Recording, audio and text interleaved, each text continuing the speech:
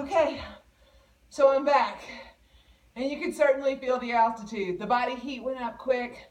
The body will respond to whatever you ask it to. I'm sitting here, I'm sweating, got my water, putting that hydration back in. One of the things you need to remember is at altitude, you really got to watch out for those hydration levels. You guys, the body heat started rolling. I got rid of the gloves, got rid of the beanie, let the heat start to escape. I really probably should have gone with short sleeves, but it's what I brought because I was scared of the cold temperatures. Just a reminder, we need to remember when cold temperatures hit, you need to always think about the outside ambient temperature. And if the outside ambient air temperature was 28, like it was this morning, I think it was 32 by the time I started, but once the body heat gets up, there's this thing called the 20-degree rule. And with the 20-degree rule, I should have dressed like I would have dressed like it was 52. If it was 52 and I was running, I wouldn't be wearing long sleeves, so that was my bad. So remember the 20-degree rule because that helps your body stay more efficient in hot and cool temperatures. I really got warmer than I should have, which means I've sweated more than I should have, which means I've got to really put back the water more than I should have, especially because I'm at altitude and there's less oxygen. You'll start to feel your lips getting chapped. You'll start to feel your eyes getting dry. You'll feel it in your skin as well. So one of the things I felt when I was out on my run, flip back over to page 118. And it talks about this thing called the physiological dead space. This refers to the alveoli in which poor blood flow, poor ventilation, or other problems impair gas exchange. We see this dead space whenever you can't inhale or exhale fully, really being something, which is why, I'm a posture freak. I tell you all, really, really, really think about that breathing because that's what shifts us from that sympathetic nervous system back into that parasympathetic nervous system so we can rest and digest. I don't know if I remembered to mention in one of the prior videos that the reason that your heart rate goes up when you acutely exercise is because it's an impulse from your sympathetic nervous system saying, oh my gosh, she's about to go on a run. I'm going to sympathize with her and increase that heart rate, increase those minute ventilations so that cardiac output really starts to grow. So as we start to really kind of wrap up this chapter, kind of like we did in chapter 5, we talk about overtraining.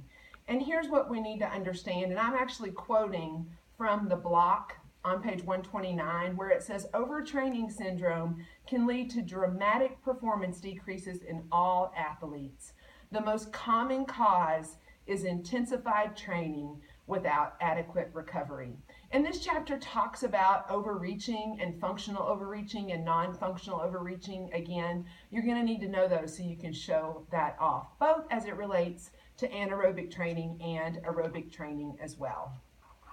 We do know that aerobic training does have some interesting things. We really need to watch when the athlete starts to feel like they're not getting that runner's high, they're not getting that catecholamine hit. That's one of the things that we see, that testosterone level going down and that cortisol level going up.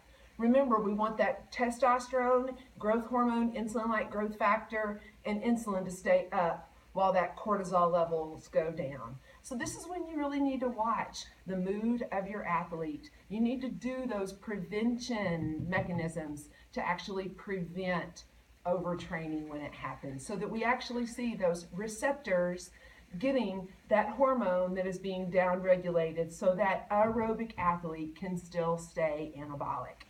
Now, another thing to think about, I love this chart on page 131 when it talks about all the different markers of aerobic overtraining.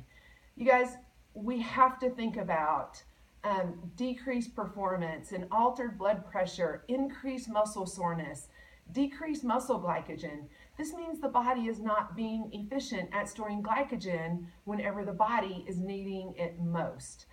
We see that messed up testosterone to cortisol ratio. We see that change in mood. Again, we talk about chapter 8. You got to get in their head, you got to get in their heart before you can get in their glutes. That way, really and truly, we see performance always being better and better. So you're going to need to know these on that opportunity to show off on that final exam. Chapter 6 is really so much like Chapter 5, but it sort of specifically relates to that side of the line over there. Detraining, just as we talked about in Chapter 5, is all of a sudden the cessation of training. You know, I referred to the Forrest Gump phenomenon. This one actually fits it a little bit better because that's when he just stopped his training. Now, in aerobic training, it's a little bit different because sometimes aerobic athletes, prior to competition, decrease the amount of training they do, and that's actually called tapering. And tapering is talked about on page 131. Tapering is a way for you keep the intensity the exact same that it will be during the event, but you really shorten the duration. Tapering is a way to allow the muscles to really rest, to repair, to load with glycogen, to pack that mitochondria, to pack those capillaries, so that on performance day, that athlete, when the gun goes off, can really and truly have the best performance possible. The body will respond to whatever you ask it to. And if you're on race day and you're an aerobic athlete, it's always better to be slightly undertrained and depend on catecholamines to get you to the finish line instead of being overtrained and hitting the wall. So that kind of wraps up Chapter 6. We've got a lot in store for us today in Colorado Springs. We're going to the Falcon football game. They're playing Boise State. I'm going to keep drinking my water. It's Happy Black Friday. I don't know if you're shopping or not today. I hope you had a lovely Thanksgiving. I hope you did not eat yourself into carb coma. If you did, get back on track today. Just a reminder that you will be with Coach Cole on Monday, Wednesday class, and Tuesday, Thursday class. Be sure that you meet in the classroom first, and your GAs will be in charge. Be sure you sign in. Be sure you wear the appropriate clothing. Be sure to be on your best behavior. Remember that today is the best day ever. Monday, Wednesday class, I'll see you Wednesday for Chapter 7. Tuesday, Thursday class, I'll see you Thursday.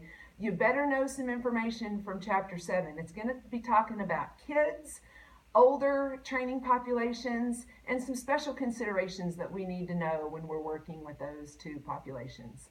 So, God bless you. I love every minute that I get to be with you, whether it's virtually or in place. Hey, remember, best day ever. Go build fearless champions. See ya. Bye.